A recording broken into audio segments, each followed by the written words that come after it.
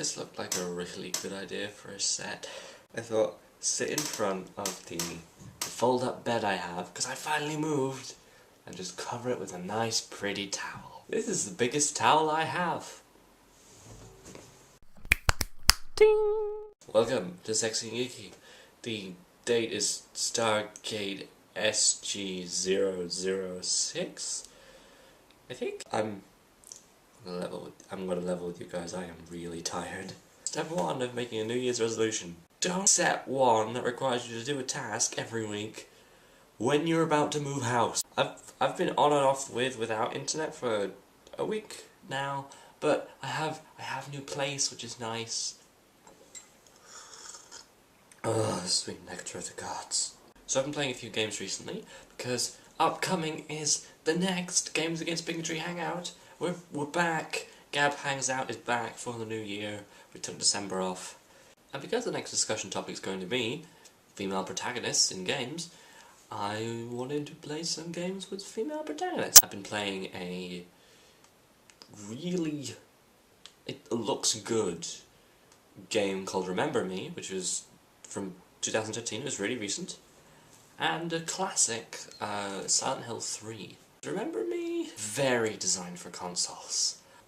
The setting looks great, the music is lovely, the little glitchy pieces of aesthetic are fantastic. One of the main problems is it actually glitches a bit.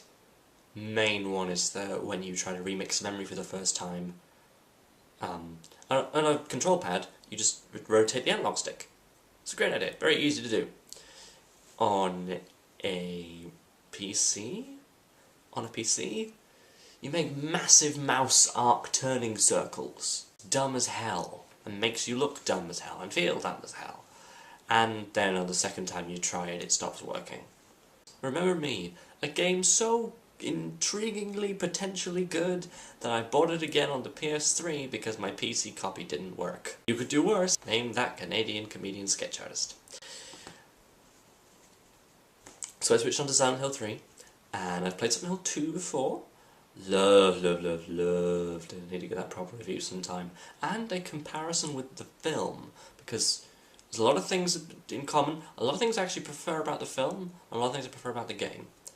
As opposed to Silent Hill 3, wherein so far everything is preferable in the game. That Silent Hill Revelations, we deserve an apology for that. I paid money to see that in the cinema. Why? Who would do that? It was so unfaithful and so lame and... Silent Hill 3, the game, clearly improves on a lot of Silent Hill 2's mechanics. You actually have the menu separated into 3 different categories now, which is great, so you're not cycling through the entirety of the thing just to find, you know, a change of weaponry. Some of the clues are more doable, the riddles are less silly.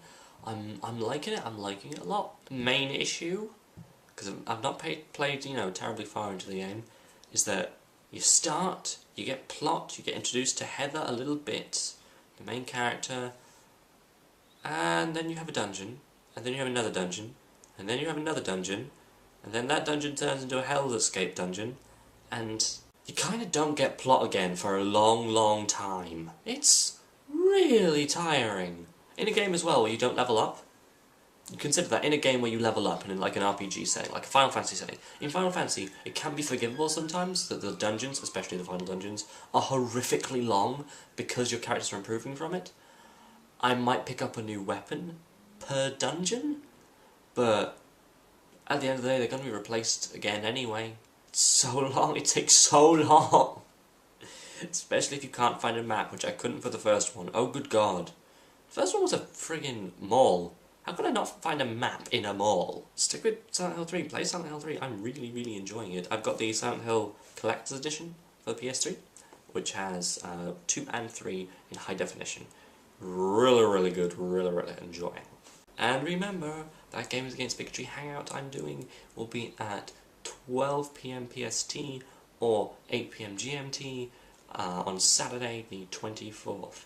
If that has changed, then I'll be saying so here, in a bubble here, which will describe everything you should hope to see there. It should be fantastic. Guests include Susan Arendt from Joystick Magazine, Kate Craig, a video game graphics designer and environment designer who worked on Gone Home, Lindsay Penn from Linzer Dinzer TV, and Tifa Robles, nee man, who founded the Lady Planeswalker Society, which is a bunch of gals getting together playing some Magic the Gathering.